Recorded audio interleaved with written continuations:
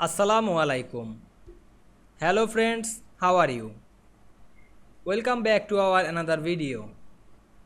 In this video, I am going to show you how to insert offline video in Word document.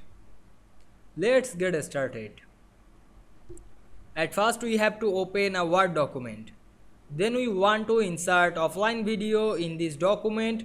Go to the Insert menu. Then click Object menu. Then go to the Create from File. Then browse our video.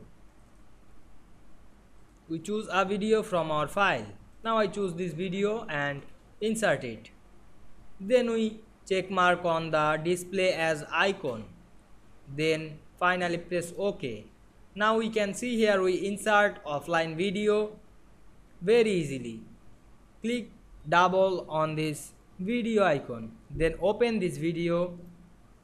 Now we can see here we open our offline video using Microsoft Word very easily. I hope you enjoyed the video. Please like, comment, share and subscribe my channel. Thanks for watching.